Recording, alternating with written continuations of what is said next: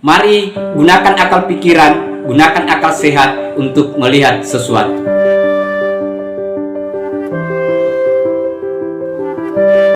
Assalamualaikum warahmatullahi wabarakatuh. Bismillah, alhamdulillah, assalatu wassalamu ala rasulillah wa ala alihi wa ashabihi wa man tabi'a sunnatahu wa jama'atah min yaumina hadha ila yaumin nahdati waddin. Memberantas nasab-nasab palsu yang menisbahkan diri kepada Nabi Muhammad sallallahu alaihi wasallam hukumnya fardu kifayah.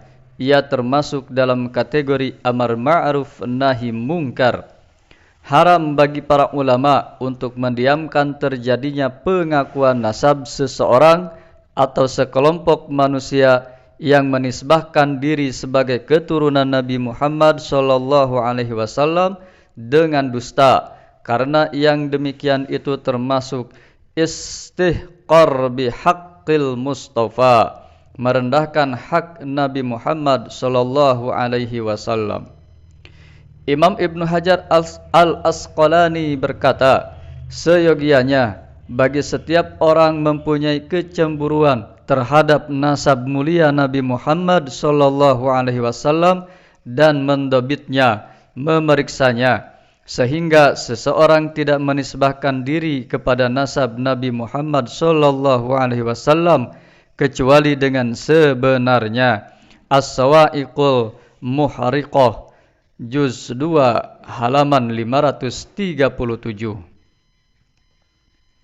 Membongkar nasab-nasab palsu kepada Nabi Muhammad sallallahu alaihi wasallam telah dilakukan ulama-ulama masa lalu, seperti yang dilakukan Ibnu Hazm Al-Andalusi dan Imam Tajuddin As-Subki dalam membongkar kepalsuan nasab Bani Ubaid yang mengaku sebagai keturunan Nabi Muhammad sallallahu alaihi wasallam.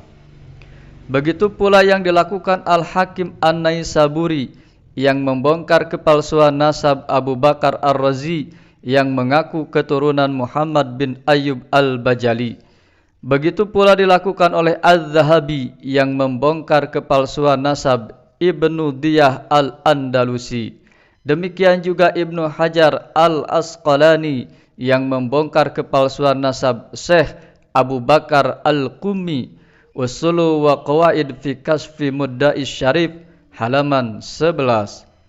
Wajib bagi ulama yang mengetahui batalnya nasab seseorang yang menisbahkan dirinya kepada nasab Nabi Muhammad sallallahu alaihi wasallam untuk menyebarkannya kepada orang lain.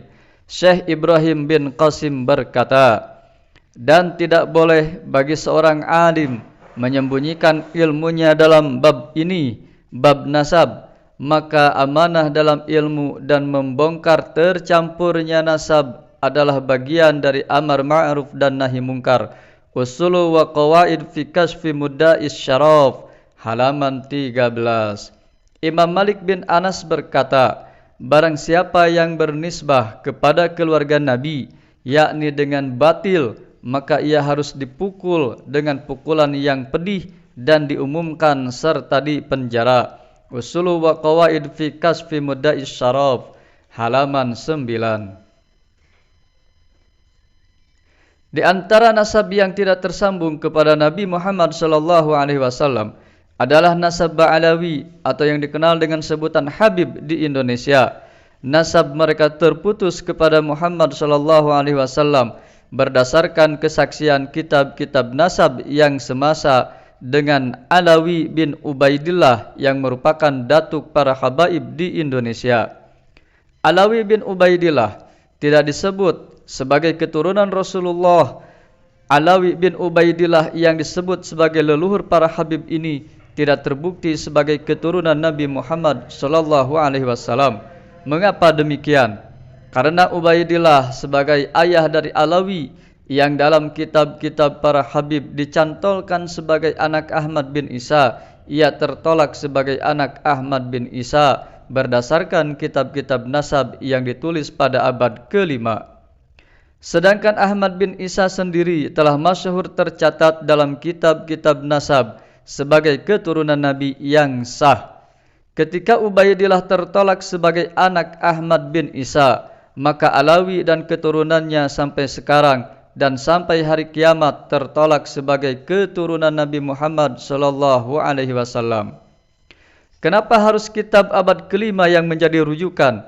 Karena Alawi bin Ubaidillah wafat pada tahun 400 Hijriah.